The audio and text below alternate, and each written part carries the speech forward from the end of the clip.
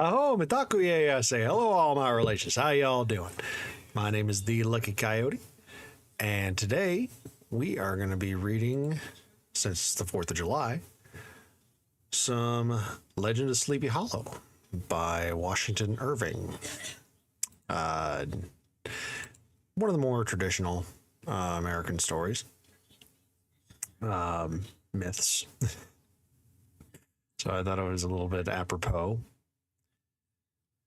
So I hope y'all enjoy it. And let's get to it. Well, but first, sorry about the start of it being the end.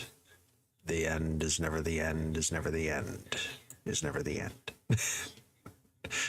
So thank you, Suzu, for pointing that out to me. Because otherwise it'd be scuffed. Scuffed, all scuffed. Anyway, let's get to her.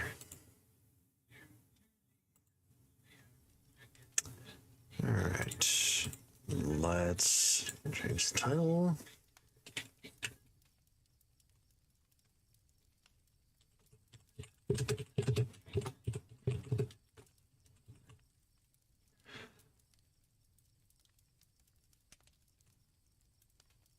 Fire! Let's see now. Does that look good? Yeah, that looks good. All right. There we are.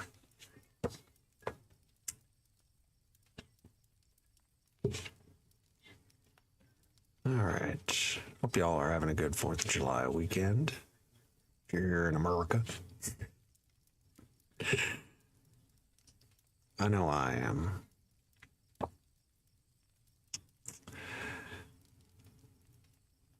All right. Intro. Suggestions for further reading. I don't care.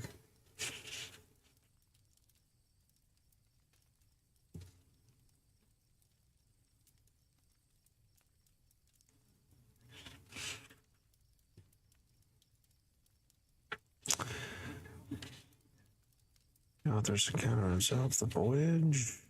Where's the Legend of Sleepy Hollow? Is that further down in the book? Good God. Damn chapters. Rip Van Winkle's another one I'm probably read later on, depending on how far I get into this.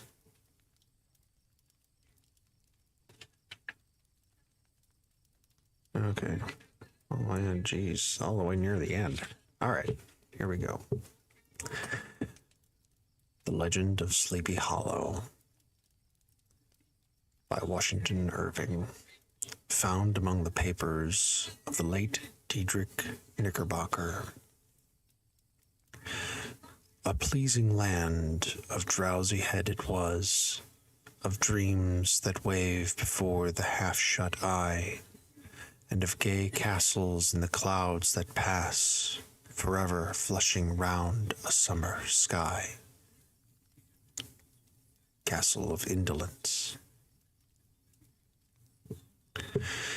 In the bosom of one of those spacious coves which indent the eastern shore of the Hudson, at that broad expansion of the river denominated by the ancient Dutch navigators the Zapan Zee, and where they always prudently shortened sail and implored the protection of St. Nicholas when they crossed, there lies a small market town or rural port, which by some is called Greensboro, but which is more generally and properly known by the name of Terrytown.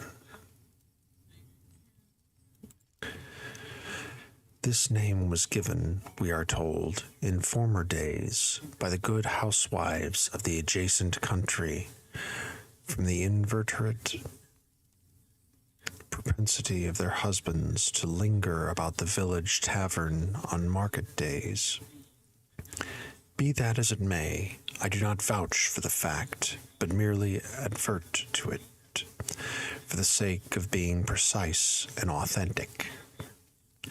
Not far from this village, perhaps about 2 miles, there is a little valley, or rather lap of land among high hills, which is one of the quietest places in the whole world. A small brook glides through it, with just murmur enough to lull one to repose, and the occasional whistle of a quail or tapping of a woodpecker is almost the only sound that ever breaks in upon the uniform tranquility. I recollect that when a stripling, my first exploit in squirrel shooting was in a grove of tall walnut trees that shades one side of the valley. I had wandered into it at noontime, when all nature is peculiarly quiet, and was startled by the roar of my own gun, as it broke the Sabbath stillness around, and was prolonged and reverberated by the angry echoes. If ever I should wish for a retreat, whither I might steal from the world and its distractions, and dream quietly away the remnant of a troubled life, I know of none more promising than this little valley. From the listless repose of the place, and the peculiar character of its inhabitants, who are descendants from the original Dutch settlers, this sequestered glen has long been known by the name of Sleepy Hollow, and its rustic lads are called the Sleepy Hollow Boys. Throughout all the neighboring country, a drowsy, dreamy influence seems to hang over the land and pervade the very atmosphere. Some say that the place was bewitched by a high German doctor during the early days of the settlement. Others, that an old Indian chief, the prophet or wizard of his tribe, held his powwows there before the country was discovered by Master Hendrik Hudson. Certainly it is, the place still continues under the sway of some witching power that holds a spell over the minds of the good people, causing them to walk in a continual reverie. They are given to all kinds of marvelous beliefs, are subject to trances and visions, and frequently see strange sights and hear music and voices in the air. The whole neighborhood abounds with local tales, haunted spots, and twilight superstitions. Stars shoot and meteors glare oftener across the valley than in any other part of the country, and the nightmare, with her whole ninefold, seems to make it the favorite scene of her gambols. The dominant spirit, however, that haunts this enchanted region, and seems to be commander-in-chief of all the powers of the air, is the apparition of a figure on horseback, without a head. It is said by some to be the ghost of a Hessian trooper, whose head had been carried away by a cannonball in some nameless battle during the Revolutionary War, and who is ever and anon seen by the country folk hurrying along in the gloom of night, as if on the wings of the wind. His haunts are not confined to the valley, but extend at times to the adjacent roads, and especially to the vicinity of a church at no great distance. Indeed, certain of the most authentic historians of those parts, who have been careful in collecting and collating the floating facts concerning this spectre, allege that the body of the trooper having been buried in the churchyard, the ghost rides forth to that scene of battle in a nightly quest of his head, and that the rushing speed with which he sometimes passes along the hollow like a midnight blast is owing to his being belated, and in a hurry to get back to the churchyard before daybreak. Such is the general purport of this legendary superstition, which has furnished materials for many a wild story in that region of shadows, and the spectre is known at all the country firesides by the name of the Headless Horseman of Sleepy Hollow. It is remarkable that the visionary propensity I have mentioned is not confined to the native inhabitants of the valley, but is unconsciously imbibed by every one who resides there for a time. However wide awake they may have been before they entered that sleepy region, they are sure, in a little time, to inhale the witching influence of the air and begin to grow imaginative, to dream dreams and see apparitions. I mention this peaceful spot with all possible laud, for it is in such little retired Dutch valleys, found here and there, embosomed in the great state of New York, that population, manners, and customs remain fixed, while the great torrent of migration and improvement, which is making such incessant changes in other parts of this restless country, sweeps by them unobserved. They are like those little nooks of still water which border a rapid stream,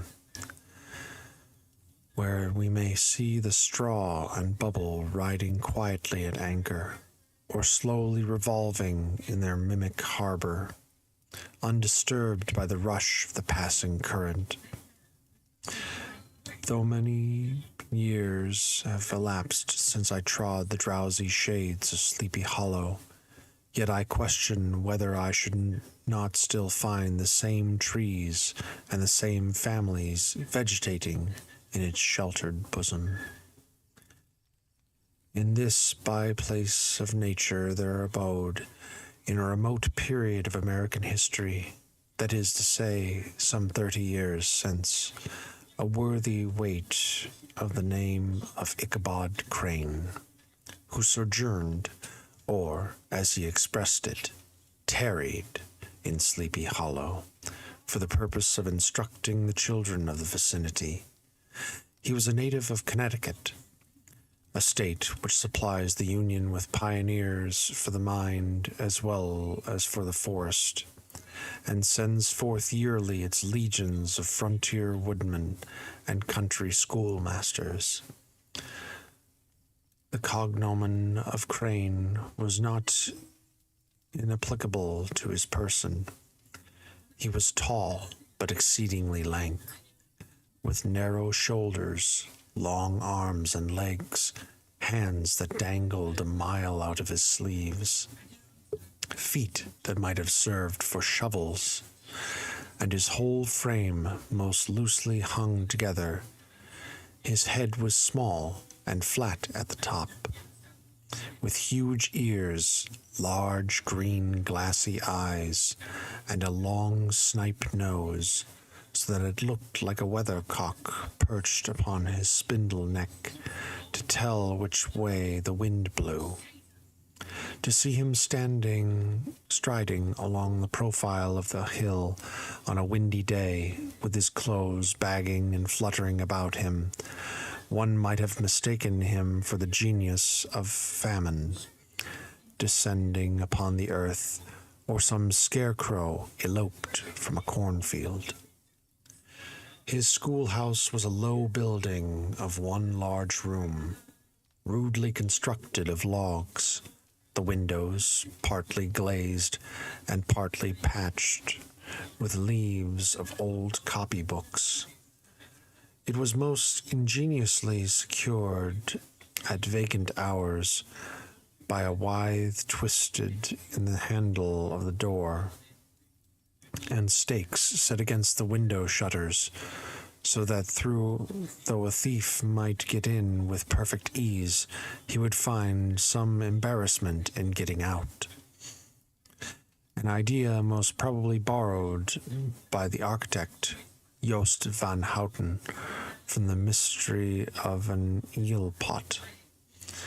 The schoolhouse stood in a rather lonely but pleasant situation, just at the foot of a woody hill, with a brook running close by and a formidable birch tree growing at one end of it.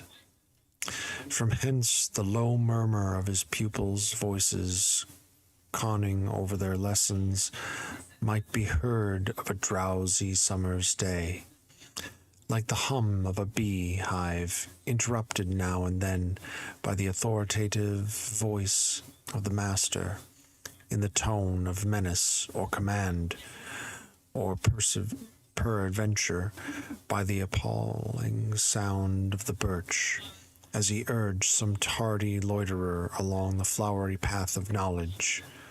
Truth to say, he was a conscientious man, and ever bore in mind the golden maxim, spare the rod and spoil the child. Ichabod Crane's scholars certainly were not spoiled.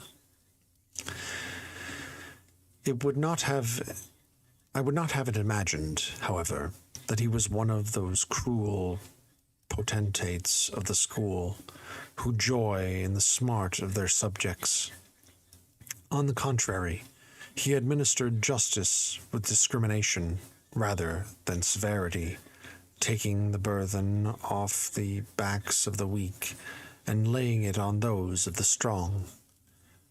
Your mere puny stripling that winced at the least flourish of the rod was passed by with indulgence, but the claims of justice were satisfied by inflicting a double portion on some little, tough, wrong-headed, broad-skirted Dutch urchin who sulked and swelled and grew dogged and sullen beneath the birch. All this he called doing his duty by their parents, and he never inflicted a chastisement without following it by the assurance so consolatory to the smarting urchin that, quote, he would remember it and thank him for it the longest day he had to live. Quote. When the school hours were over, he was even the common companion and playmate of the larger boys, and on holiday afternoons would convoy some of the smaller ones home who happened to have pretty sisters or good housewives for mothers, noted for the comforts of the cupboard. Indeed, it behooved him to keep on good terms with his pupils. The revenue arising from his school was small, and would have been scarcely sufficient to furnish him with daily bread, for he was a huge feeder, and though lank, had the dilating powers of an anaconda. But to help out his maintenance, he was, according to the country custom in those parts, boarded and lodged at the houses of the farmers, whose children he instructed. When these he lived successfully with a week at a time, thus going the rounds of the neighborhood with all his worldly effects tied up in a cotton handkerchief. That all this might not be too onerous on the purses of his rustic patrons, who are apt to consider the costs of schooling a grievous burden, and schoolmasters as mere drones. He had various ways of rendering himself both useful and agreeable. He assisted the farmers occasionally in the lighter labors of their farms, helped to make hay, mend the fences, took the horses to water, drove the cows from pasture, and cut wood for the winter fire. He laid aside, too, all the dominant dignity and absolute sway with which he lorded it in his little empire. The school and became wonderfully gentle and ingratiating.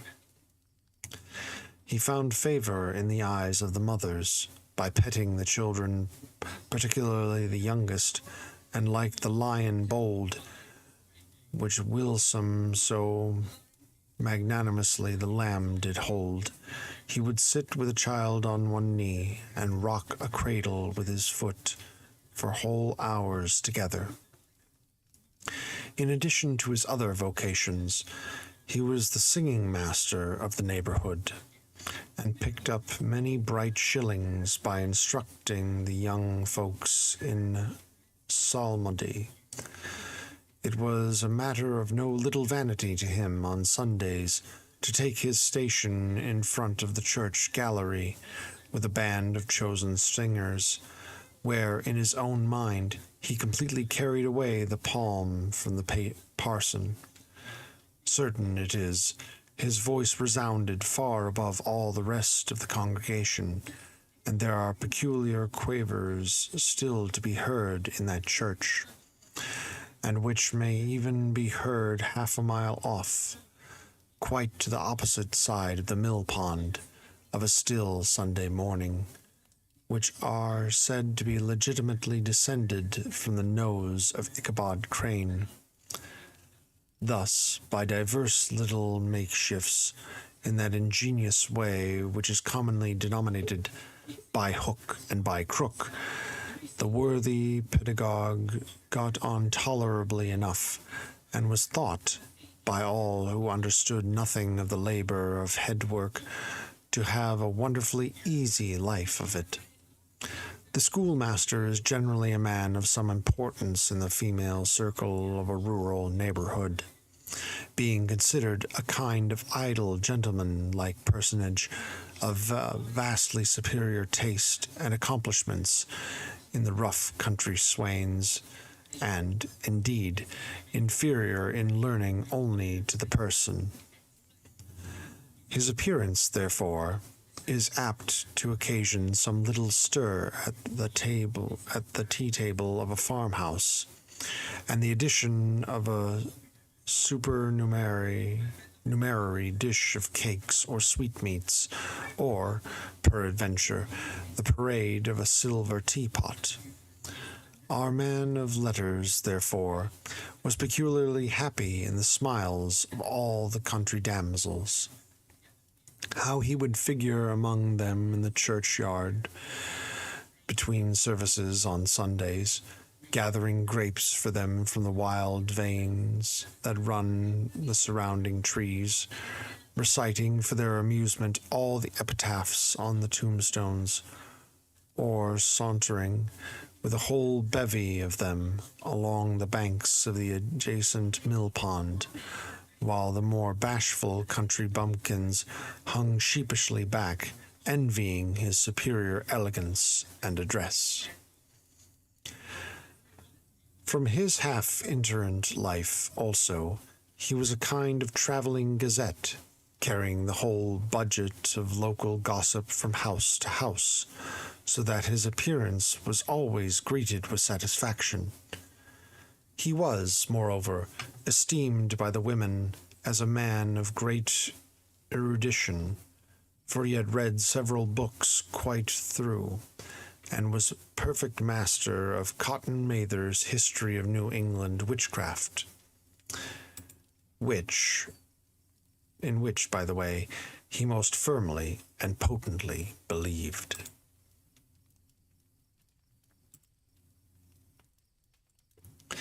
He was, in fact, an odd mixture of small shrewdness and simple credulity. His appetite for the marvelous and his powers of digesting it were equally extraordinary, and both had been increased by his residence in the spellbound region. No tale was too gross or monstrous for his capricious swallow.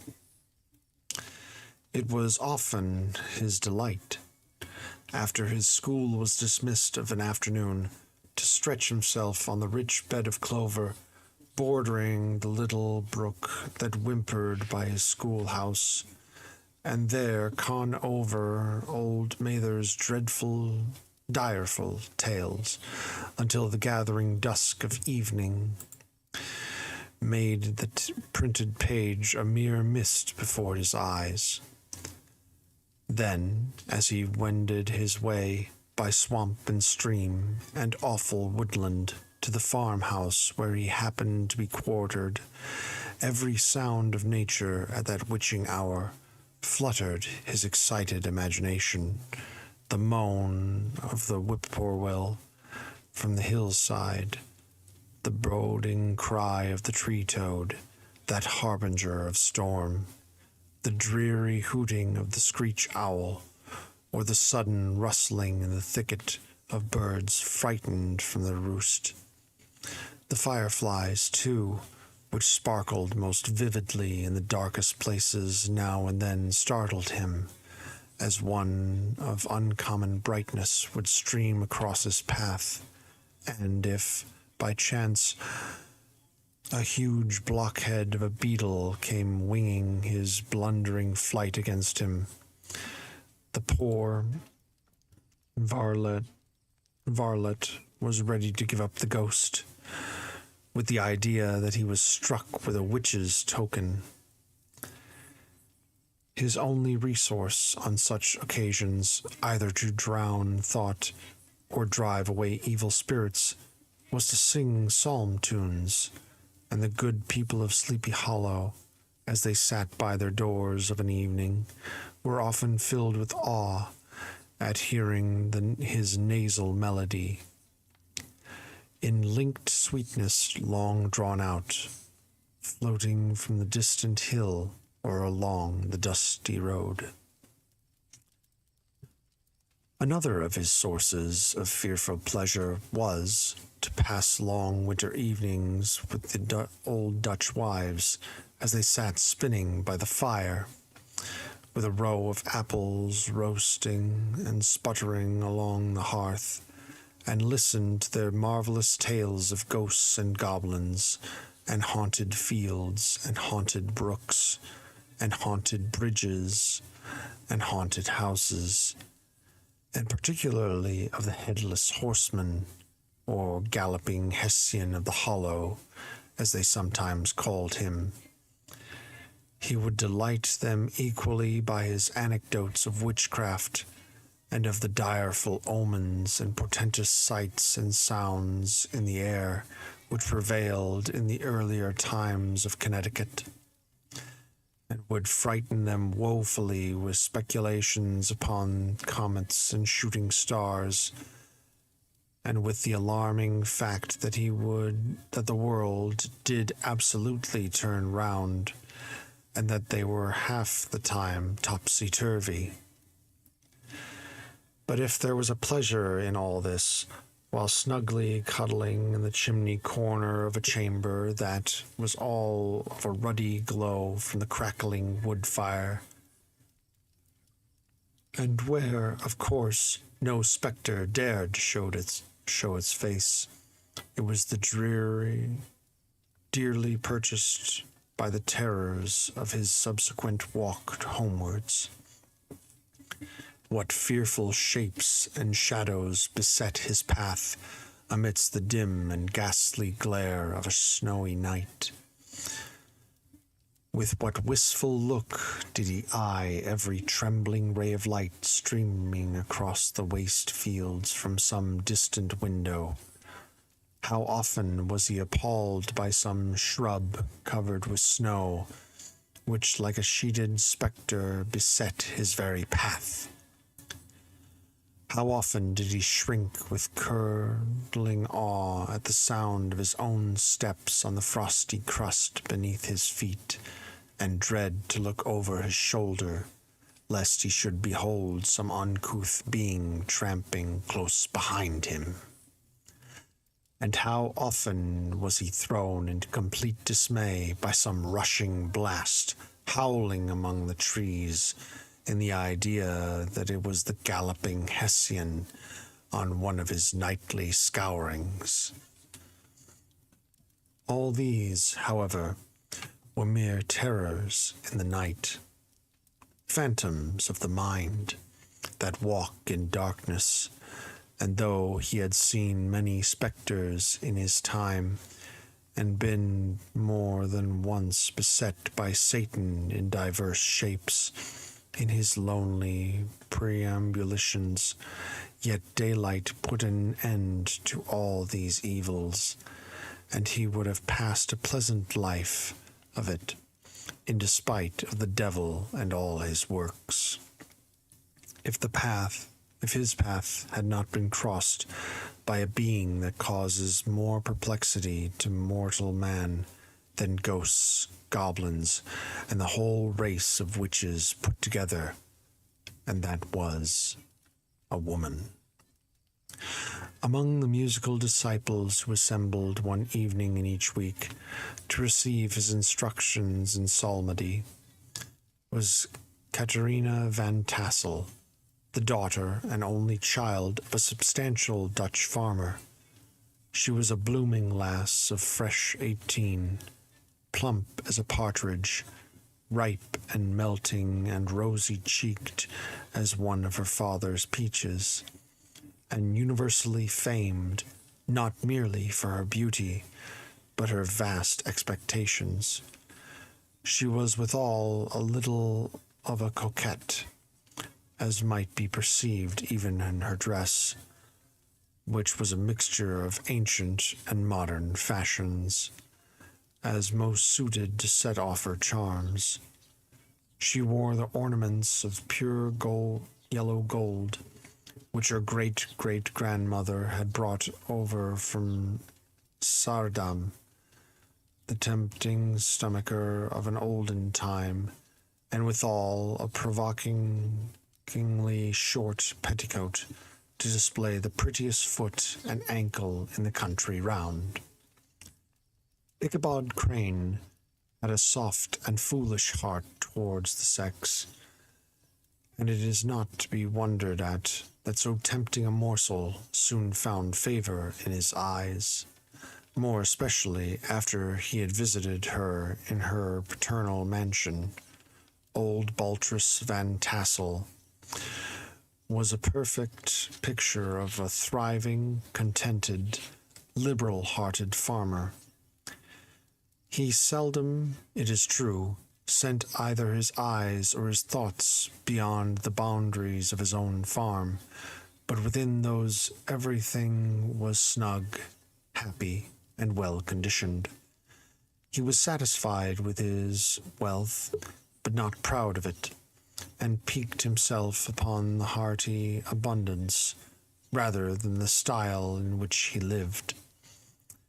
His stronghold was situated on the banks of the Hudson, in one of those green, sheltered, fertile nooks in which the Dutch farmers are so fond of nestling.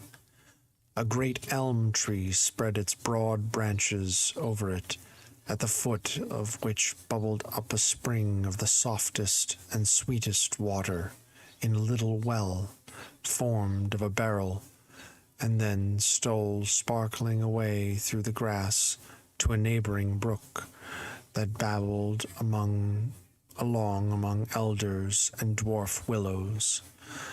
Hard by the farmhouse was a vast barn that might have served for a church, every window and crevice of which seemed bursting forth with the treasures of the farm. The flail was busily resounding within it from morning to night.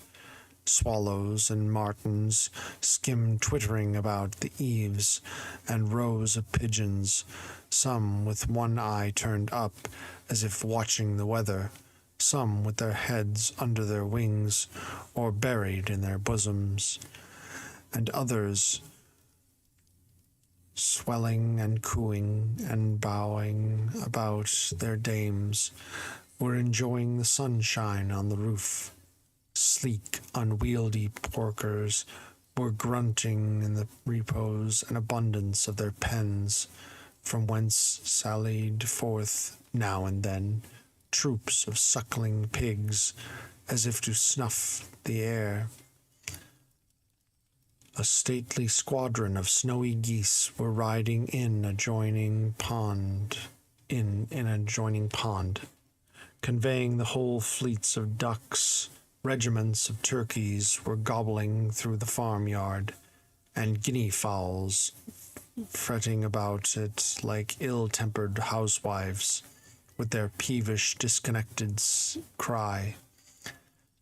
Before the barn door strutted the gallant cock, that pattern of a husband, a warrior, and a fine gentleman, clapping his burnished wings and crowing in the pride and gladness of his heart, sometimes tearing up the earth with his feet, and then generously calling his ever-hungry family of wives and children to enjoy the rich morsel which he had discovered.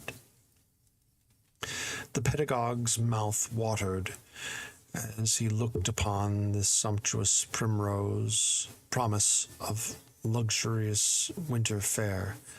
In his devouring mind's eye, he pictured himself every roasting pig running about with a pudding in his belly and an apple in his mouth. The pigeons were snugly put to bed in a comfortable pie and tucked in with a coverlet of crust. The geese were swimming in their own gravy, and the ducks pairing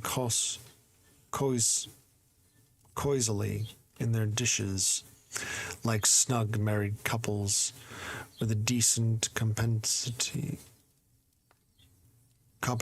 of an onion sauce.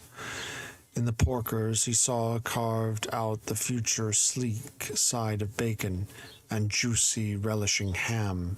Not a turkey, but he beheld daintily trussed up with its gizzard under its wing, and peradventure a necklace of savory sausages, and even bright Chanticleer himself lay sprawling on his back in a side dish with uplifted claws, as if craving that quarter which his chivalrous spirit disdained to ask while living. As the enraptured Ichabod fancied all this, and as he rolled his great green eyes over the fat meadowlands, the rich fields of wheat, of rye, of buckwheat, and Indian corn, and the orchards burthened with ruddy fruit which surrounded the warm tenement of Van Tassel, his heart yearned after the damsel who was to inherit these domains, and his imagination expanded with the idea how they might be readily turned into cash, and the money invested in immense tracts of wild land and shingle palaces in the wilderness. Nay, his busy fancy already realized his hopes and presented to him the blooming Katerina, with a whole family of children mounted on top of a wagon loaded with household trumpery, with pots and kettles dangling beneath, and he beheld himself bestriding a pacing mare, with a colt at her heels, setting out for Kentucky, Tennessee, or Lord knows where. When he entered the house, the conquest of his heart was complete. It was one of those spacious farmhouses, with high-ridged but lowly sloping roofs, built in the style handed down from the first Dutch settlers. The low, projecting eaves formed a piazza along the front, capable of being closed up in bad weather. Under this were hung flails, harness, various utensils of husbandry, and nets for fishing in the neighborhood river. Benches were built along the sides for summer use, and a great spinning wheel at one end and a churn at the other showed the various uses to which this important porch might be devoted. From this piazza the wondering Ichabod entered the hall, which formed the center of the mansion and the place of usual residence. Here, rows of resplendent pewter ranged on a long dresser dazzled his eyes. In one corner stood a huge bag of wool ready to be spun. In another, a quantity of linsey-woolsey, just from the loom, ears of Indian corn, and strings of dried apples and peaches hung in gay festoons along the walls, mingled with the gaud of red peppers, and a door left ajar gave him a peep into the best parlor, where the claw-footed chairs and dark mahogany tables shone like mirrors. Andreons, with their accompanying shovel and tongs, glistened from their covert of asparagus tops. Mock oranges and conch shells decorated the mantelpiece. Strings of various colored birds' eggs were suspended above it. A great ostrich egg was hung from the center of the room, and a corner cupboard, knowingly left open, displayed immense treasures of old silver and well-mended china. From the moment Ichabod laid his eyes upon these regions of delight, the peace of his mind was at an end, and his only study was how to gain the affections of the peerless daughter of Van Tassel. In his enterprise, however, he had more real difficulties than generally fell to the lot of a knight-errant of yore, who seldom had anything but giants, enchanters, fiery dragons, and such like easily conquered adversaries to contend with, and had to make his way merely through gates of iron and brass and walls of adamant to the castle keep, where the lady of his heart was confined, all which he achieved as easily as a man would carve his way to the center of a Christmas pie, and then the lady gave him her hand as a matter of course. Ichabod, on the contrary, had to win his way to the heart of a country coquette, beset with a labyrinth of whims and caprices, which were forever presenting new difficulties and impediments, and he had to encounter a host of fearful adversaries of real flesh and blood, the numerous rustic admirers who beset every portal to her heart, keeping a watchful and angry eye upon each other, but ready to fly out in the common cause against any new competitor. Among these, the most formidable was a burly, roaring, roistering blade of the name of Abraham, or, according to the Dutch abbreviation, Brom van Bront, the hero of the country round, which rung with his feats of strength and hardihood. He was broad-shouldered and double-jointed, with short curly black hair and a bluff but not unpleasant countenance, having mingled air of fun and arrogance, From his Herculean frame and great prowess of limb, he had received the name of Brom Bones, by which he was universally known. He was famed for great knowledge and skill in horsemanship, being as dexterous on horseback as a Tartar.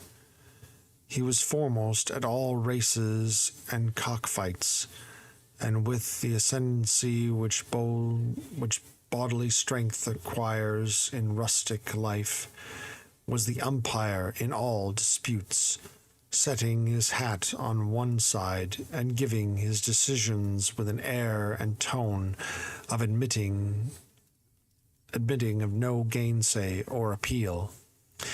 He was always ready for either a fight or a frolic, but had more mischief than ill will in his composition, and with all his overbearing roughness, there was a strong dash of waggish good humor at bottom. He had 3 or 4 boon companions who regarded him as their model, and at the head of whom he scoured the country, attending every scene of feud or merriment for miles around. In cold weather, he was distinguished by a fur cap, surmounting with a flaunting fox's tail, and when the folks at the country gathering described this well-known crest at a distance, whisking about among a squad of hard riders, they always stood by for a squall.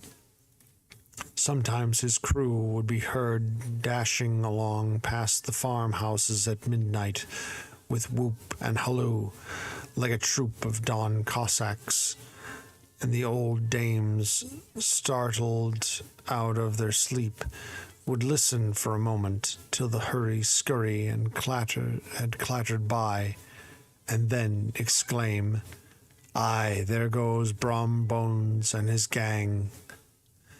The neighbors looked upon him with a mixture of awe, admiration, and goodwill, and when any madcap prank or rustic brawl occurred in the vicinity, always shook their heads and warranted Brom Bones was at the bottom of it. This rantipole hero had for some time singled out the blooming Katerina for his object of his uncouth gallantries, and though his amorous toyings were something like the gentle caresses and endearments of a bear, yet it was whispered that she did not altogether discourage his hopes. Certain it is, his advances were signals for rival candidates to retire, who felt no inclination to cross a lion in his amours, insomuch that when his horse was seen tied to Van Tassel's palling of a Sunday night, a sure sign that his master was courting, or, as it termed, sparking, within. All other suitors passed by in despair, and carried the war into other quarters. Such was the formidable rival with whom Ichabod Crane had to contend, and, considering all things, a stouter man than he would have shrunk from the competition, and a wiser man would have despaired. He had, however, a happy mixture of pliability and perseverance in his nature. He was, in form and spirit, like a supple jack, yielding but tough. Though he bent, he never broke, and though he bowed beneath the slightest pressure, yet, the moment it was away, jerk, he was erect and carried his head as high as ever. To have taken the field openly against his rival would have been madness, for he was not a man to be thwarted in his amours, any more than that stormy lover, Achilles. Ichabod, therefore, made his advances in a quiet and gently insinuating manner. Under cover of his character of singing master, he had made frequent visits to the farmhouse, not that he had anything to apprehend from the meddlesome interference of parents, which is so often a stumbling block in the path of lovers. Balt Van Tassel was an easily indulgent soul. He loved his daughter better even than his pipe, and, like a reasonable man, had an excellent father. Let her have her way in everything. His notable little wife, too, had enough to do to attend to her housekeeping and manage her poultry, for, as she sagely observed, ducks and geese are foolish things, and must be looked after, but girls can take care of themselves.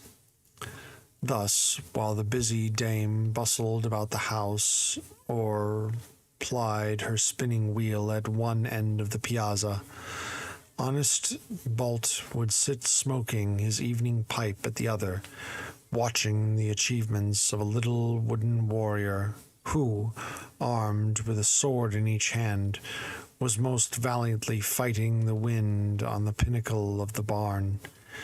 In the meantime, Ichabod would carry on his suit with the daughter by the side of the spring under the great elm, or sauntering along in the twilight, that hour so favorable to the lover's eloquence. I profess not to know how women's hearts are wooed and won. To me, they have always been matters of riddle and admiration.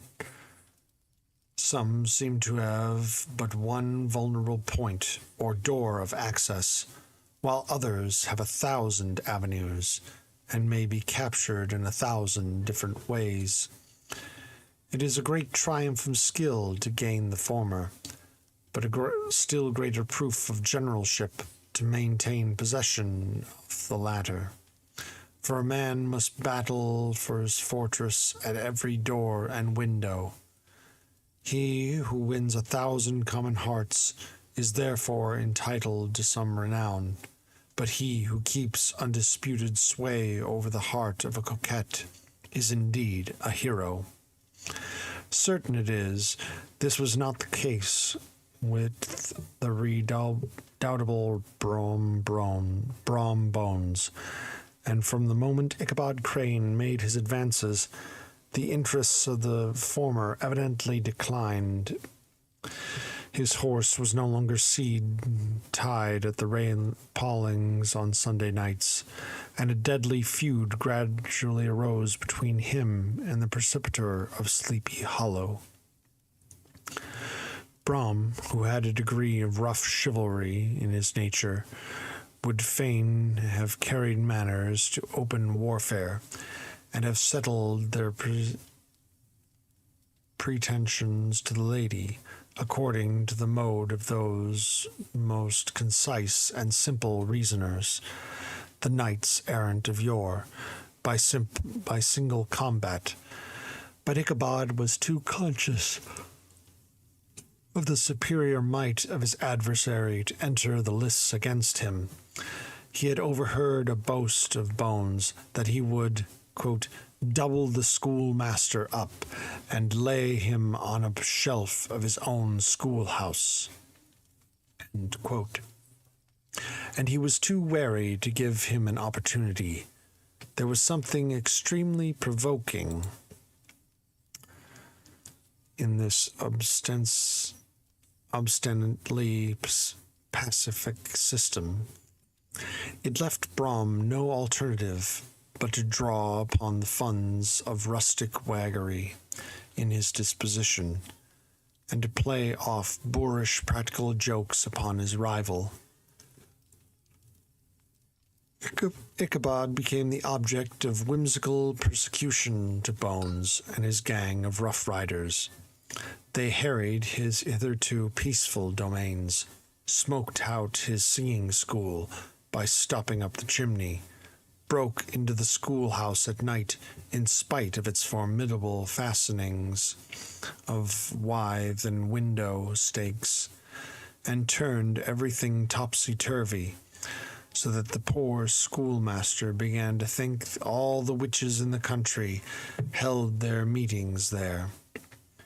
But what was still more annoying, Brom took all opportunities of turning him into ridicule in presence of his mistress, and had a scoundrel dog whom he taught to whine in the most ludicrous manner, and introduced as a rival of Ichabod's to instruct her in psalmody.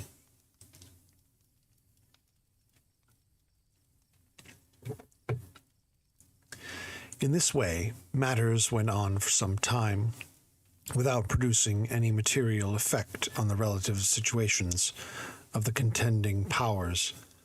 On a fine autumnal afternoon, Ichabod, in a pensive mood, sat enthroned on the lofty stool from whence he usually watched all the concerns of his little literary realm. In each hand he swayed a ferule, that scepter of despotic power.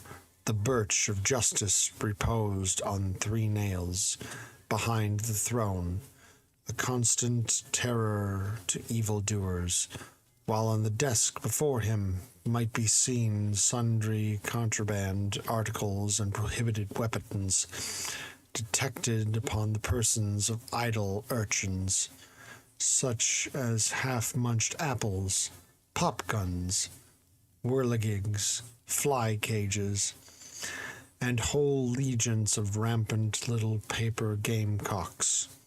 Apparently, there had been some appalling act of justice recently inflicted, for his scholars were all busily intent upon their books, or shyly whispering behind them with one eye kept upon the master, and a kind of buzzing stillness regained throughout the schoolroom. It was suddenly interrupted by the appearance of a Negro in tow cloth jacket and trousers, a round-crowned fragment of a hat, like the cap of Mercury,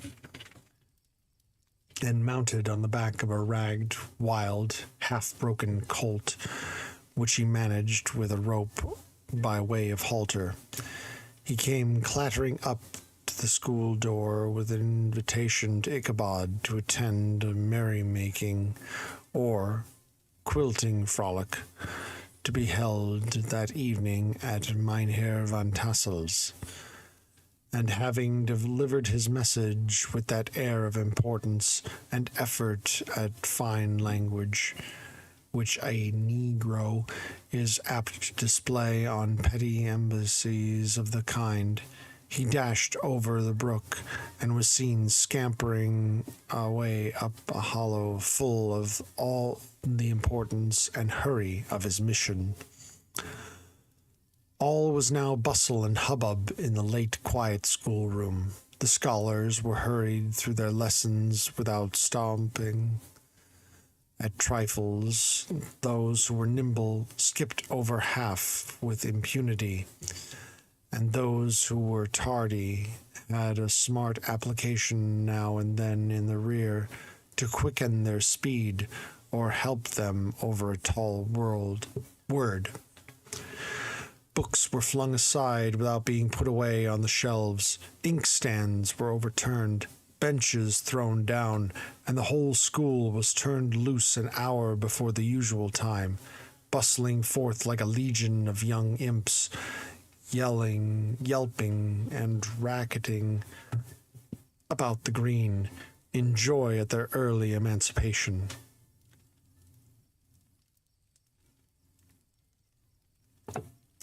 The gallant Ichabod now spent at least an extra half-hour at his toilet, brushing and furbishing up his best, and indeed only suit of rusty black, and arranging his looks by a bit of broken looking-glass that hung up in the schoolhouse, that he might make his appearance before his mistress in the true style of a cavalier, and borrowed a horse from the farmer with whom he was domiciled, a choleric old Dutchman of the name of Hans van Ripper, and thus gallantly mounted, issued forth like a knight-errant in quest of adventures.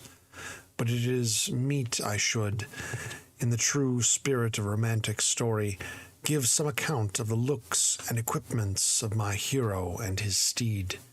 The animal he bestowed was a broken-down plough-horse that had outlived almost everything but his viciousness. He was gaunt and shagged, with an ewe neck and a head like a hammer.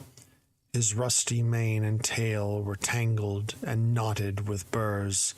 One eye had lost its pupil, and was glaring and spectral, but the other had the gleam of a genuine devil in it. Still, he must have had fire and metal in his day, if we may judge from the name he bore of Gunpowder. He had, in fact, been a favorite steed of his master's, the choleric Van Ripper, who was a furious rider, and had infused, very probably, some of his own spirit into the animal, for, old and broken down as he looked, there was more of the lurking devil in him than in any young filly in the country. Ichabod was a suitable figure for such a steed. He rode with short stirrups, which brought his knees nearly up to the pommel of the saddle. His sharp elbows stuck out like a grasshopper's. He carried his whip perpendicularly in his hand, like a scepter, and as his horse jogged on, the motion of his arms was not unlike the flapping of a pair of wings. A small wool hat rested on the top of his nose, for so his scanty strip of forehead might be called, and the skirts of his black coat fluttered out almost to the horse's tail. Such was the appearance of Ichabod and his steed, as they shambled out of the gate of Hans Van Ripper, and it was altogether such an apparition as is seldom to be met with in broad daylight. It was, as I have said, a fine autumnal day. The sky was clear and serene, and nature wore that rich and golden livery which we always associate with the idea of abundance. The forests had put on their sober brown and yellow, while some trees of the tenderer kind had been nipped by the frosts into brilliant dyes of orange, purple, and scarlet. Streaming flies of wild ducks began to make their appearance high in the air. The bark of the squirrel might be heard from the groves of beech and hickory nuts, and the pensive whistle of the quail at intervals from the neighboring stubble field. The small birds were taking their farewell banquets.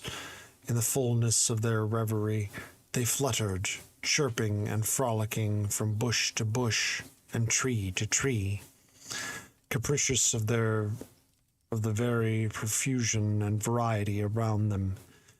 There was the honest cock-robin, the favorite game of stripling sportsmen, with its loud, querulous note, and the twittering blackbirds flying in stable clouds, and the golden-winged woodpecker, with his crimson crest and broad black gorget, and splendid plumage, and the cedar bird, with its red-tipped wings and yellow-tipped tail, and its little Monterio cap of feathers, and the blue jay, that noisy coxcomb, in his gay light blue coat and white underclothes, screaming and chattering, nodding, bobbing, and blowing, and pretending to be on good terms with every songster of the grove. Slight break. Chad, I really don't like blue jays. They do not have a good song. if song it can be called. Sound like a crow almost. And actually, I know that if you go out into the woods with a recording of a blue jay and play it for other birds will attack you, thinking that you're a blue jay. So even other birds can't stand blue jays. They're very squawky birds. Anyway, back to the story. As Ichabod jogged slowly on his way, his eye, ever opened every symptom of culinary abundance, ranged with delight over the treasures of the jolly autumn. On all sides he beheld a vast store of apples, some hanging in oppressive opulence in the trees, some gathered into baskets and barrels for the market, others heaped up in rich piles for the cider press. Further on he beheld great fields of Indian corn, with its golden ears peeping from their leafy coverts, and holding out the promise of cakes and hasty pudding, and the yellow pumpkins lying beneath them, turning up their fair round bellies to the sun, and giving ample prospects of the most luxurious pies. And anon he passed the fragrant buckwheat fields, breathing the odor of the beehive, and as he beheld them, soft anticipations stole over his mind of dainty slapjacks, well buttered and garnished with honey or trickle by the delicate little dimpled hand of Katerina Van Tassel. Hi, Casamina. How you doing? I'm doing very well. I'm reading The Legend of Sleepy Hollow. Can we do chat?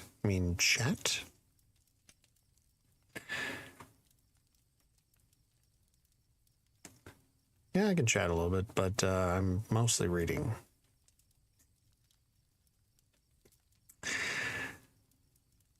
Thus feeding his mind with many sweet thoughts and sugared suppositions, he journeyed along the sides of a range of hills which look out upon some of the goodliest scenes of the mighty Hudson.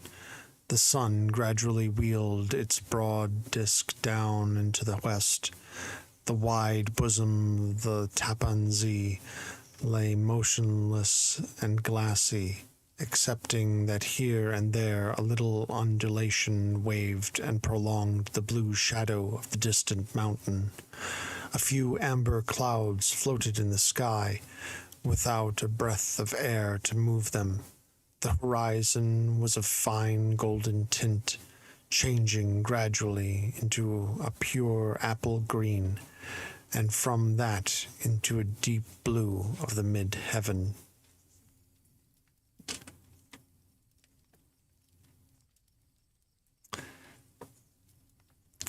How long am I streaming? I'll probably stream for a total of about 3 hours at least. That's usually how long I read for on Fridays. My favorite game, Final Fantasy IX. Thank you. I appreciate it. I had a lot of time spent on the model. I'm going to get it more custom rigged, so that way it has a little bit more expression to it, especially in the model. The person who made it is Keno Arata, who's out of Indonesia. I like 2D models. I don't really have the finances or the means to go 3D, but I personally prefer 2D. A slanting ray lingered on the woody crests of the precipices that overhung some parts of the river, giving greater depth to the dark gray and purple of their rocky sides. A sloop was loitering in the distance, dropping slowly down with the tide, her sail hanging uselessly against the mast, and as the reflection of the sky gleamed along the still water, it seemed as if the vessel was suspended in the air. I have better experience at see your work, McDonald. I do not use Discord. I don't have a Discord. I might eventually set one up, but I'm not looking to commission anything right now.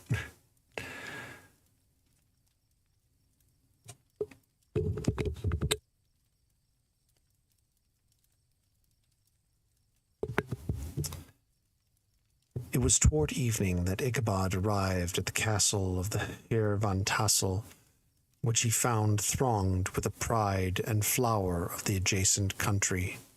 Old farmers, a spare, leathern-faced race, in homespun coats and breeches, blue stockings, huge shoes, and magnificent pewter buckles, their brisk, withered little dames in close crimped caps, long-waisted short gowns, homespun petticoats with scissors and pincushions and gay calico pockets hanging on the outside, buxom lasses almost as antiquated as their mothers, excepting where a straw hat, a fine riband, or perhaps a white frock, gave symptoms of city innovation. The sons, in short, square-skirted coats, with rows of stupendous brass buttons, and their hair generally queued in the fashion of the times, especially if they could procure an eel skin for the purpose, it being esteemed throughout the country as a potent nourisher and strengthener of the hair. Brom Bones, however, was the hero of the scene, having come to the gathering on his favorite steed, Daredevil, a creature, like himself, full of mettle and mischief, and which no one but himself could manage. He was, in fact, noted for preferring vicious animals, given to all kinds of tricks, which kept the rider in constant risk of his neck, for he beheld a tractable, well-broken horse as unworthy of a lad of spirit. Fain I would pause to dwell upon the world of charms that burst upon the enraptured gaze of my hero as he entered the state parlor of Van Tassel's mansion. Not those of the bevy of buxom lasses with their luxurious display of red and white, but the ample charms of a genuine Dutch country tea-table in the sumptuous time of autumn. Such heaped-up platters of cakes of various and almost indescribable kinds, known only to experienced Dutch housewives. There was the doughy doughnut, the tender, oily oliekoek, and the crisp and crumbling cruller. Sweet cakes and short cakes, ginger cakes and honey cakes, and the whole family of cakes. And then there were apple pies, and peach pies, and pumpkin pies, besides slices of ham and smoked beef, and moreover delectable dishes of preserved plums and peaches, and pears, and quinces, not to mention broiled shad and roasted chickens, together with bowls of milk and cream, all mingled higgledy-piggledy, pretty much as I have enumerated them, with the motherly teapot sending up its clouds of vapor from the midst. Heaven bless the mark! I want breath and time to discuss this banquet as it deserves, and am too eager to get on with my story. Happily, Ichabod Crane was not in so great a hurry as his historian, but did ample justice to every dainty. He was as a kind and thankful creature, whose heart dilated in proportion as the skin was filled with a good cheer, and whose spirits rose with eating, as some men's do with drink. He could not help, too, rolling his large eyes round him as he ate, and chuckling with the possibility that he might one day be lord of all this scene of almost unimaginable luxury and splendor. Then, he thought, how soon he'd turn his back upon the old schoolhouse, snap his fingers in the face of Hans Van Ripper and every other niggardly patron. I have to overpronounce that, because that is a real word and not a slur. And kick any iterant pedagogue out of doors that should dare to call him comrade. Old Baltus Van Tassel moved about among his guests with a face dilated with content and good humor, round and jolly as the harvest moon. His hospitable attentions were brief but expressive, being confined to a shake of the hand, a slap on the shoulder, a loud laugh, and a pressing invitation to fall to and help themselves. And now the sound of music from the common room or hall summoned to the dance. The musician was an old gray-headed Negro who had been the itinerant orchestra of the neighborhood for more than half a century. His instrument was as old and battered as himself. The greater part of the time he scraped away on 2 or 3 strings, the accompanying every movement of the bow with a motion of the head, bowing almost to the ground, and stamping with his foot whenever a fresh couple were to start. Ichabod prided himself upon his dancing as much as upon his vocal powers. Not a limb, not a fibre about him was idle, and to have seen his loosely hung frame in full motion and clattering about the room, you would have thought St. Vitus himself, that blessed patron of the dance, was figuring before you in person. I don't think it's going to be a filtered situation. I'm not reading like Tom Sawyer and Huckleberry Finn. Or, some of H.P. Lovecraft's works.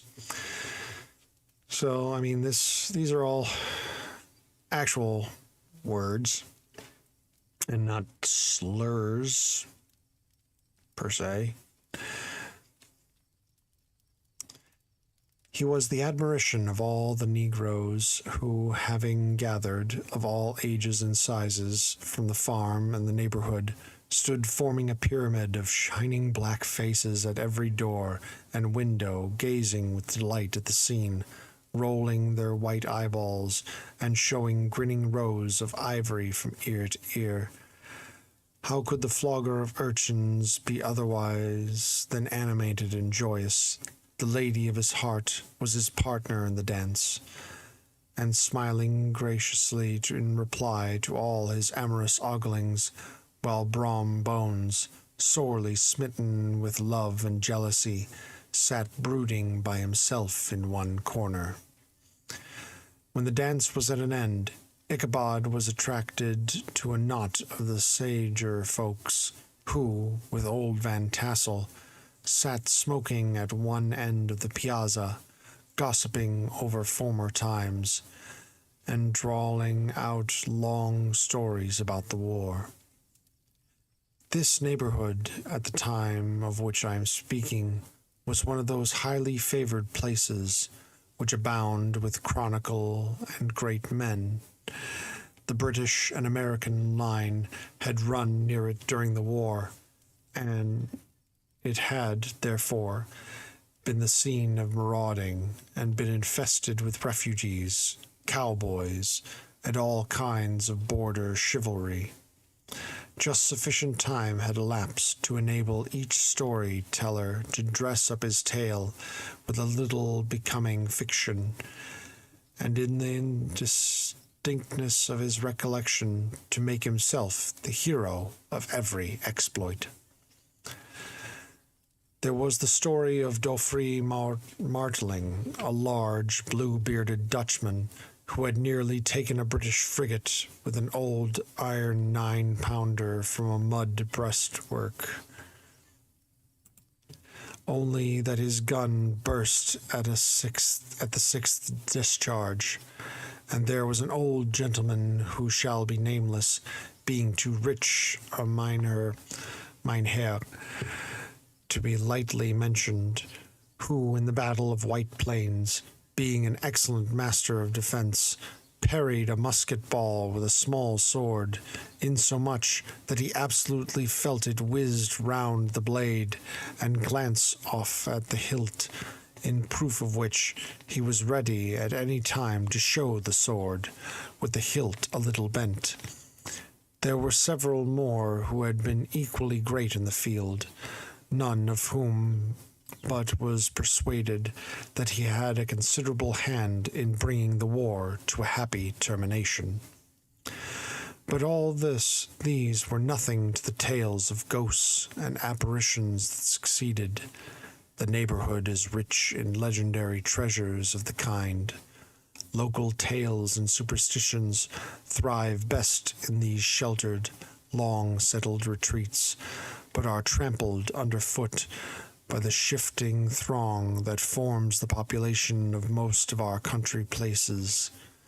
Besides, there is no encouragement for ghosts in most of our villages, for they have scarce had time to finish their first nap and turn themselves in their graves before their surviving friends have traveled away from the neighborhood, so that when they turn out of a night to walk the rounds, they have no acquaintance left to call upon.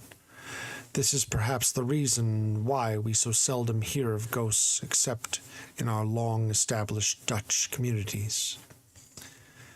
The immediate cause, however, of the prevalence of supernatural stories in these parts was doubtless owing to the vicinity of Sleepy Hollow. There was a contagion in the very air that blew from the haunted region. It breathed forth an atmosphere of dreams and fancies, infecting all the land. Several of the Sleepy Hollow people were present at Van Tassel's, and, as usual, were doling out their wild and wonderful legends. Many dismal tales were told about their funeral trains, and mournful cries and wailings heard and seen about the great tree where the unfortunate Major André was taken, and which stood in the neighborhood. Some mention was also of the woman in white that haunted the dark glen at Raven Rock, and was often heard to shriek on winter nights before a storm, having perished there in the snow. The chief part of the stories, however, turned upon the favorite spectre of Sleepy Hollow, the headless horseman, who had been heard several times of late patrolling the country, and it was said tethered his horse nightly among the graves in the churchyard. The sequestered situation of this church seemed always to have made it a favorite haunt of troubled spirits. It stands on a knoll, surrounded by locust trees and lofty elms, from among which its descent whitewashed walls shine modestly forth, like Christian purity beaming through the shades of retirement.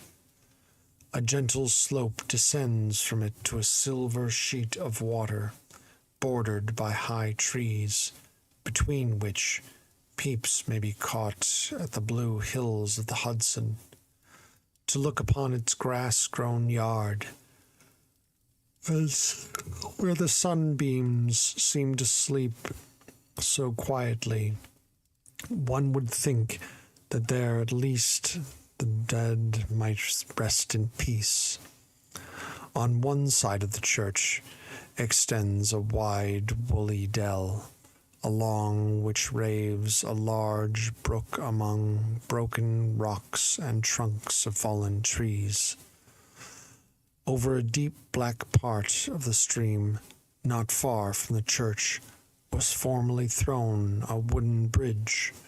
The road that led to it and the bridge itself were thickly shaded by overhanging trees, which cast a gloom about it, even in the daytime, but occasioned a fearful darkness at night. Such was one of the favorite haunts of the headless horseman, and was place where he most frequently encountered. The tale was told of old Brower, a most heretical disbeliever in ghosts, how he met the horseman returning from his foray into Sleepy Hollow, and was obliged to get up behind him, how they galloped over brush and brake, over hill and swamp, until they reached the bridge, when the horseman suddenly turned into a skeleton, threw old Brower into the brook, and sprang away over the treetops with a clap of thunder. This story was immediately matched by a thrice marvelous adventure of Brom Bones, who made light of the galloping Hessian as an errant jockey. He affirmed that on returning one night from the neighboring village of Sing Sing, he had been overtaken by this midnight trooper, that he had offered to race with him for a bowl of punch, and should have won it too, for Daredevil beat the goblin horse all hollow, but just as they came to the church bridge, the Hessian bolted and vanished in a flash of fire. All these tales told in that drowsy undertone which men talk in the dark, the countenances of the listeners only now and then receiving a casual gleam from the glare of a pipe, sunk deep in the mind of Ichabod. He repaid them in kind with the large extracts from his invaluable author, Cotton Mather, and added many very marvelous events that had taken place in his native state of Connecticut, and fearful sights which had seen in his nightly walks about Sleepy Hollow. The revel now gradually broke up. The old farmers gathered together their families and their wagons, and were heard for some time rattling along the hollow roads and over distant hills, some of the damsels mounted on pillons behind their favorite swains, and their light-hearted laughter mingling with the clatter of hoofs, echoed along the silent woodlands, sounding fainter and fainter until they gradually died away, and the late scene of noise and frolic was all silent and deserted.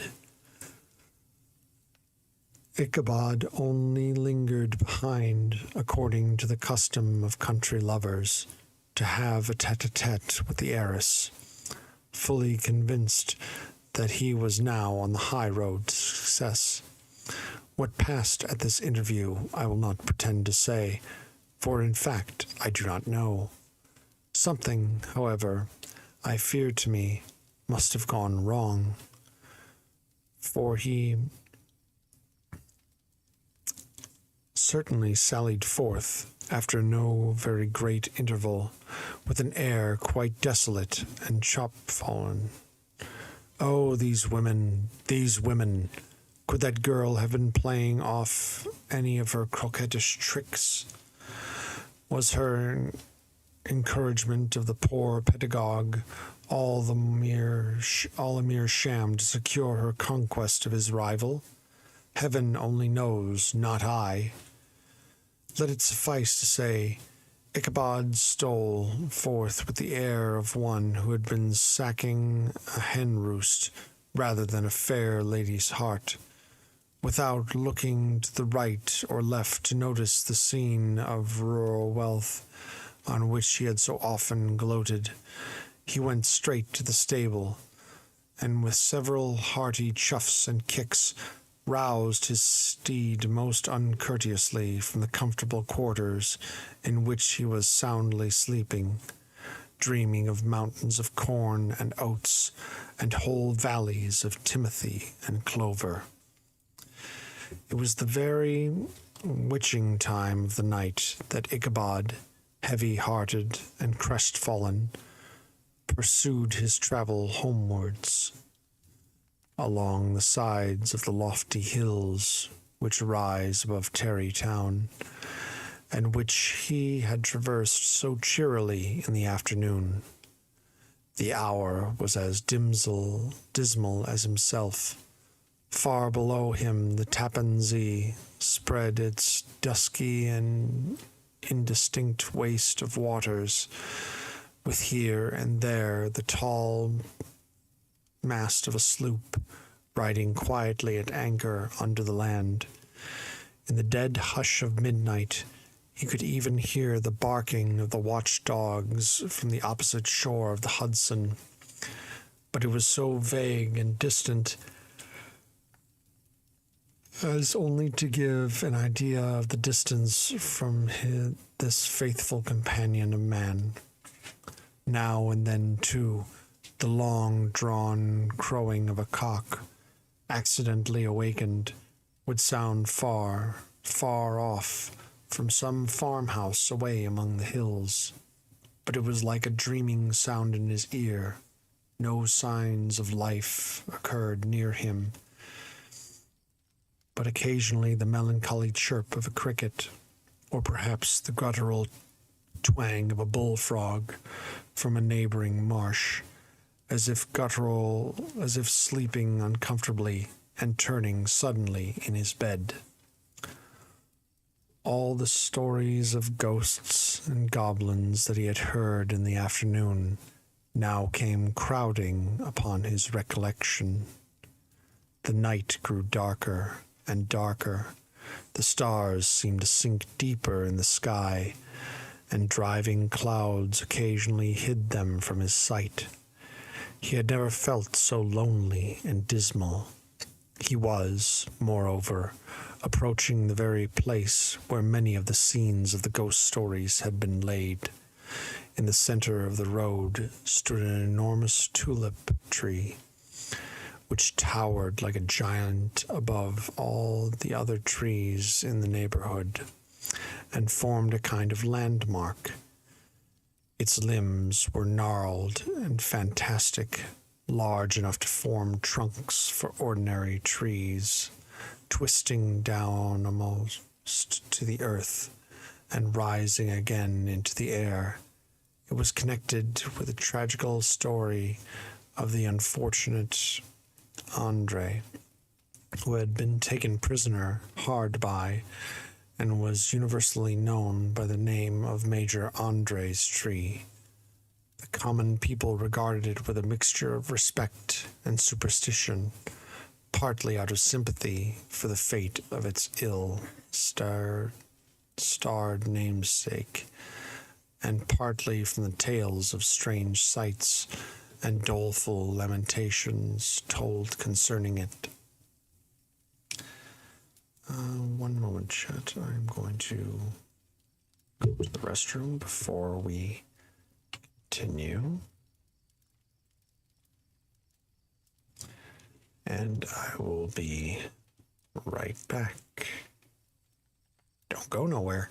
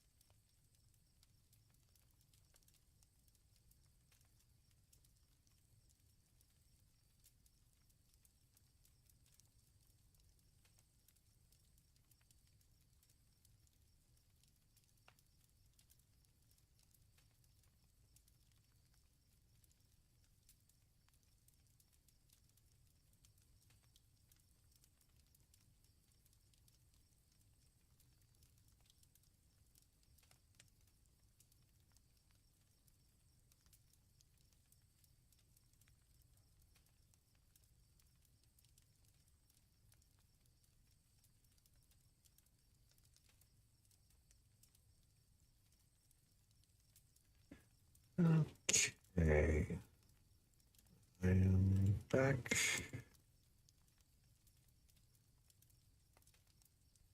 There we are.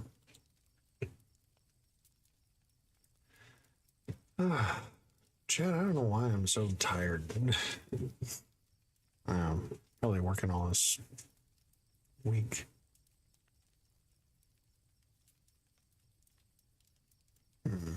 All right, here we are. To continue. As Ichabod approached this fearful tree, he began to whistle. He thought his whistle was answered. It was but a blast sweeping sharply through the dry branches. As he approached a little nearer, he thought he saw something white hanging in the midst of the tree. He paused and ceased whistling, but on looking more narrowly, perceived that it was a place where the tree had been scathed by lightning, and the white wood laid bare. Suddenly he heard a groan. His teeth chattered, and his knees smote against the saddle. It was but the rubbing of one huge bough upon another, as they were swayed about by the breeze. He passed the tree in safety, but new perils lay before him.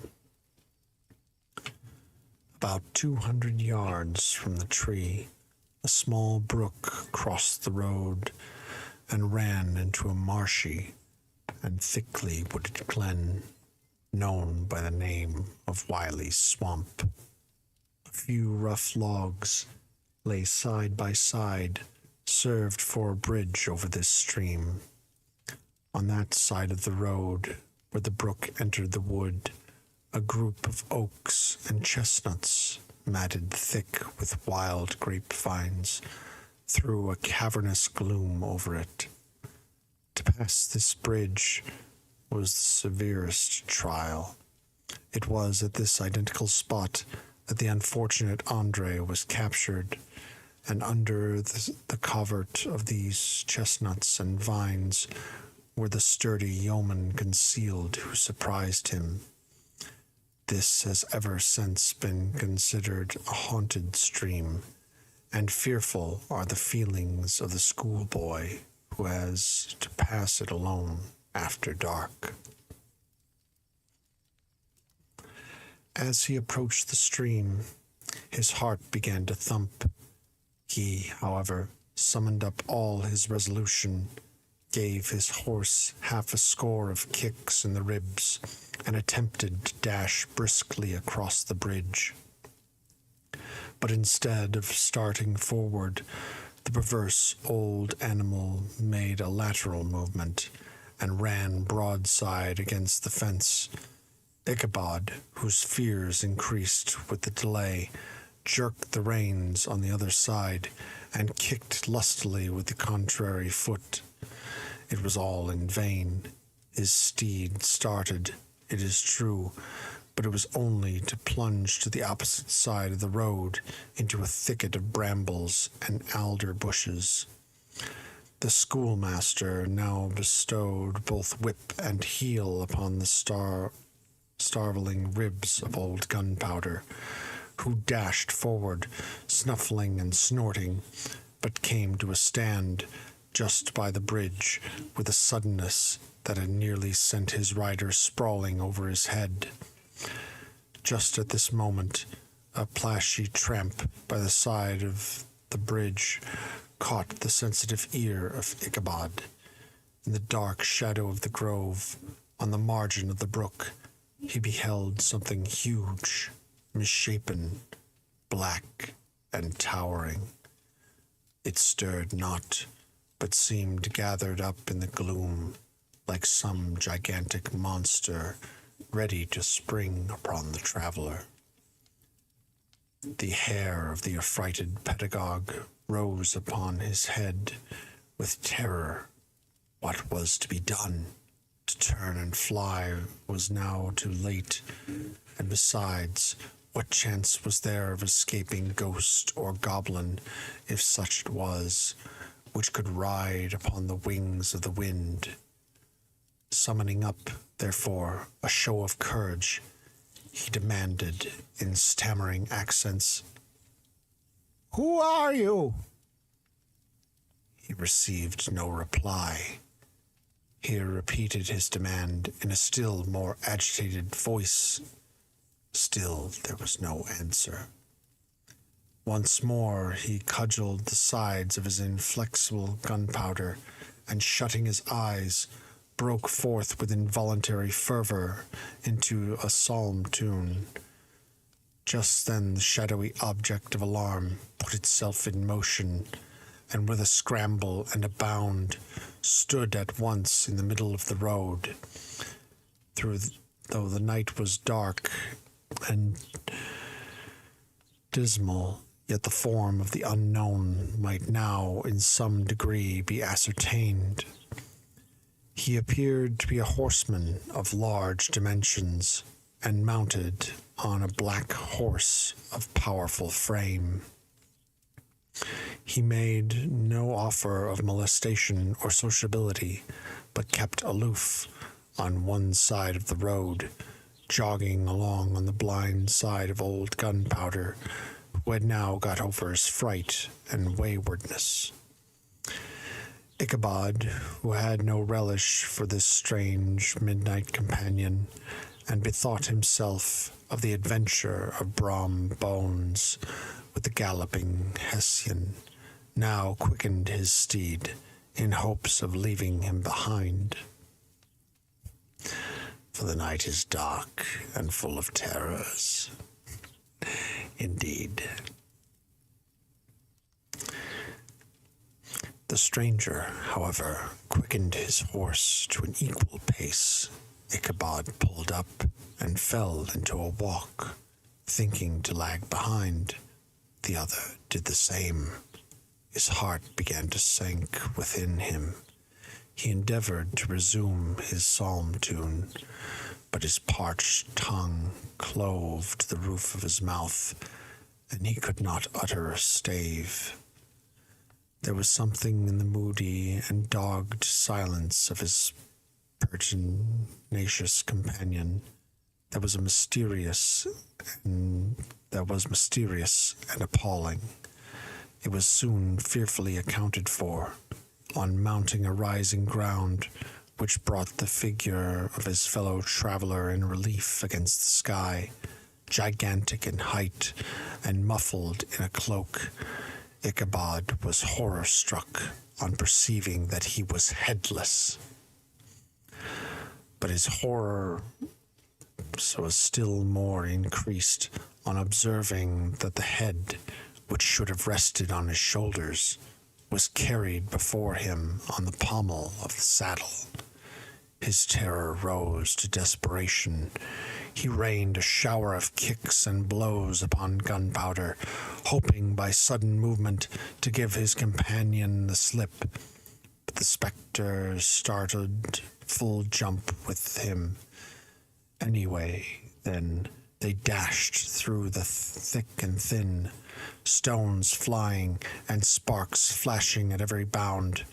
Ichabod's flimsy garments fluttered in the air as he stretched his long, lank body away over his horse's head in the eagerness of his flight.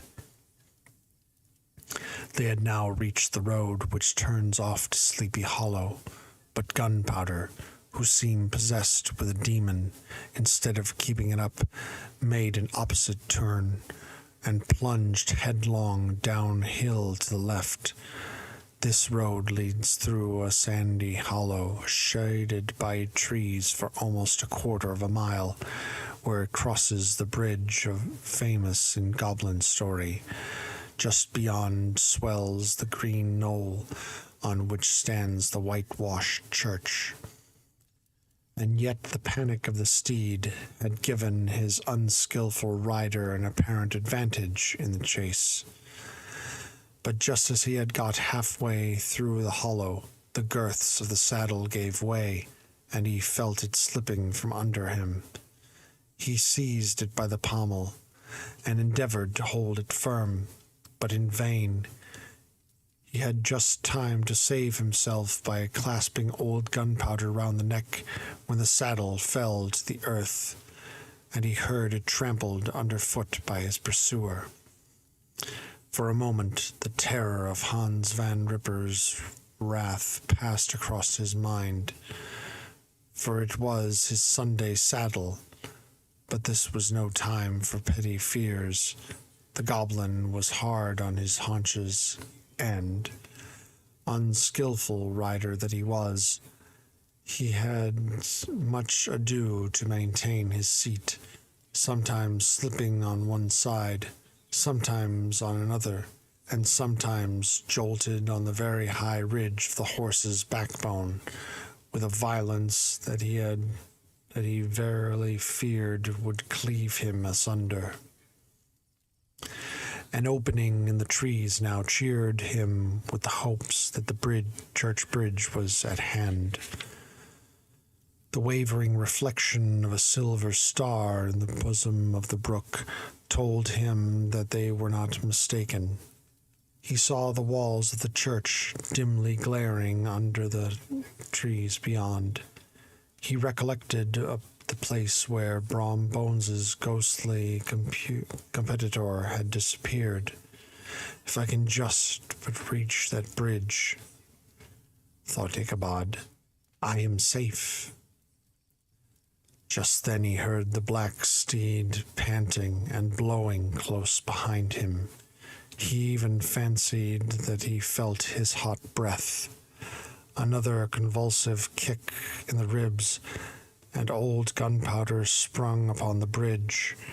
He thundered over the resounding planks to see if his pursuer should vanish.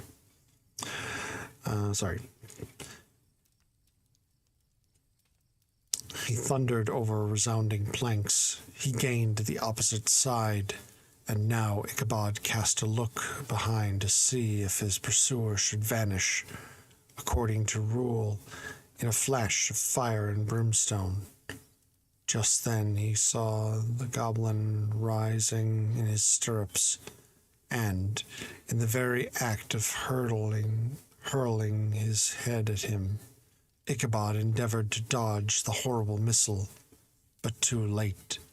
It encountered his cranium with a tremendous crash. He was tumbled headlong into the dust, and Gunpowder, the black steed, and the goblin rider passed by like a whirlwind. The next morning the old horse was found without his saddle, and with the bridle under his feet, soberly cropping the grass at his master's gate. Ichabod did not make his appearance at breakfast. Dinner hour came, but no Ichabod. The boys assembled at the schoolhouse and strolled idly about the banks of the brook, but no schoolmaster. Hans Van Ripper now began to feel some uneasiness about the fate of poor Ichabod and his saddle. An inquiry was set on foot. After diligent investigation, they came upon his traces. In one part of the road leading to the church was found the saddle trampled in the dirt, the tracks of horses' hooves deeply dented in the road, and evidently at furious speed. Were traced to the bridge, beyond which, on the bank of the broad part of the brook, where the water ran deep and black, was found the hat of the unfortunate Ichabod, and close beside it, a shattered pumpkin. The brook was searched, but the body of the schoolmaster was not to be discovered. Hans Van Ripper, as executor of his estate, examined the bundle which contained all his worldly effects. They consisted of 2 shirts and a half, 2 stocks for the neck, a pair of 2 worsted stockings, and an old pair of corduroy small clothes, a rusty razor, a book of psalm tunes, full of dog's ears, and a broken pitch pipe.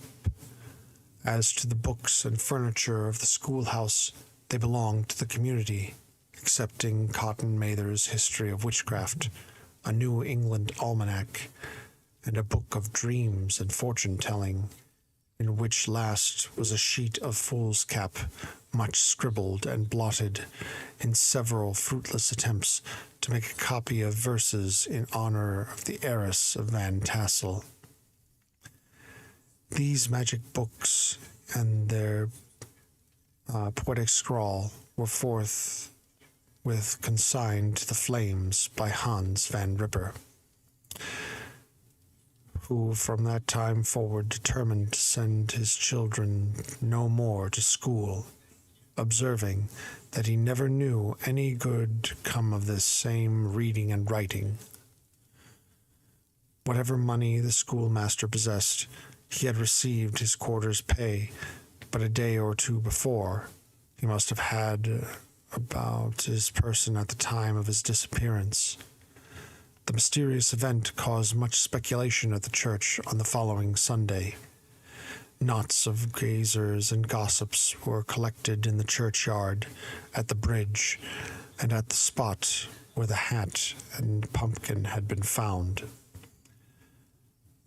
The stories of Brower of Bones, and a whole budget of others, were called to mind, and when they had diligently considered them all, and compared them with the symptoms of the present case, they shook their heads and came to the conclusion that Ichabod had been carried off by the galloping Hessian. As he was a bachelor and in nobody's debt, nobody troubled his head any more about him. The school was removed to a different quarter of the hollow, and another pedagogue reigned in his stead.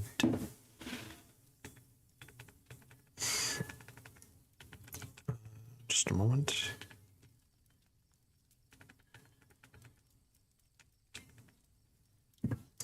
It is true, an old farmer who had been down to New York on a visit several years after, and from whom this account of the ghostly adventure was received, brought home the intelligence that Ichabod Crane was still alive, that he had left the neighborhood partly through fear of the goblin and Hans Van Ripper, and partly in mortification at having been suddenly dismissed by the heiress, that he had changed his quarters to a distant part of the country, had kept school and studied law at the same time, had been admitted to the bar, turned politician, electioneered, written for the newspapers, and finally had been made a justice of the 10-pound court. Brom Bones, too, who shortly after his rival's disappearance conducted the blooming Katerina in triumph to the altar, was observed to look exceedingly knowing whenever the story of Ichabod was related, and always burst into a hearty laugh at the mention of the pumpkin, which led some to suspect that he knew more about the matter than he chose to tell. The old country wives, however, who are the best judges of these matters, maintain to this day that Ichabod was spirited away by supernatural means, and it is a favorite story often told about the neighborhood round the winter evening fire. The bridge became more than ever an object of superstitious awe, and that may be the reason why the road has been altered of late years, so as to approach the church by the border of the mill pond. The schoolhouse, being deserted, soon fell to decay, and was reported to be haunted by the ghost of the unfortunate pedagogue, and the ploughboy, loitering homeward of a still summer evening, has often fancied his voice at a distance, chanting in a melancholy psalm tune among the tranquil solitudes of Sleepy Hollow. Postscript, found in the handwriting of Mr. Knickerbocker. The preceding tale is given, almost in the precise words in which I heard it related at a corporation meeting of the adjacent city of Manhattos, at which were present many of its sagest and most illustrious burghers. The narrator was a pleasant, shabby, gentlemanly old fellow, in pepper and salt clothes, with a sadly humorous face, and one whom I strongly suspected of being poor. He made such efforts to be entertaining. When his story was concluded, there was much laughter and approbation, particularly from 2 or 3 deputy aldermen, who had been asleep the greater part of the time. There was, however, one tall, dry-looking old gentleman, with beetling eyebrows, who maintained a grave and rather severe face throughout, now and then folding his arms, inclining his head, and looking down upon the floor, as if turning a doubt over in his mind. He was one of your wary men, who never laugh, but sit upon good grounds, when they have reason and the law on their side. When the mere mirth of the rest of the company had subsided, and silence was restored, he leaned one arm on the elbow of his chair, and sticking the other akimbo, demanded, with a slight but exceedingly sage motion of the head and contraction of the brow, what was the moral of the story, and what it went to prove. The storyteller, who was just putting a glass of wine to his lips as a refreshment after his toils, paused for a moment, looked at his inquirer with an air of indefinite deference, and lowering the glass slowly to the table, observed that the story was intended most logically to prove that there is no situation in life but has its advantages and pleasures, provided we will but take a joke as we find it. That therefore he runs races with goblin troopers is likely to have rough riding of it. Ergo, for a country schoolmaster to be refused at the hand of a Dutch heiress is a certain step to high preferment in the state. The cautious old gentleman knit his brows tenfold closer after this explanation, being sorely puzzled by the ratiocination of the syllogism, while methought the one in pepper and salt eyed him with something of a triumphant leer. At length he observed that all this was very well, but he thought the story a little on the extravagant. There were 1 or 2 points on which he had his doubts. "Faith, sir," replied the storyteller, "as to that matter, I don't believe 1/2 of it myself." D.K. Thus ends the legend of Sleepy Hollow.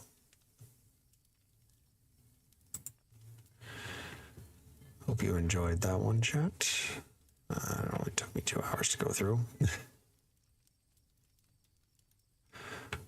For some reason, chat, I am unnaturally tired. And I am going to leave it here. Let us see whom we can raid.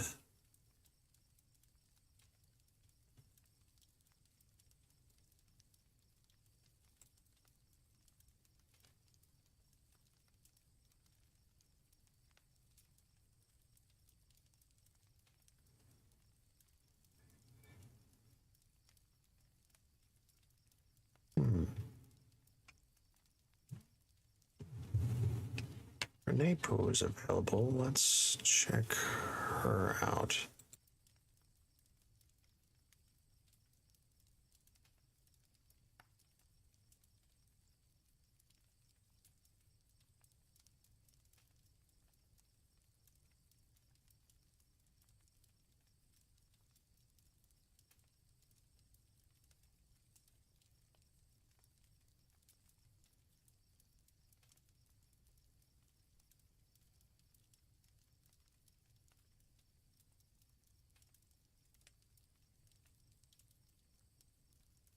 They are apparently having their 1 year debut anniversary. Well, day 7.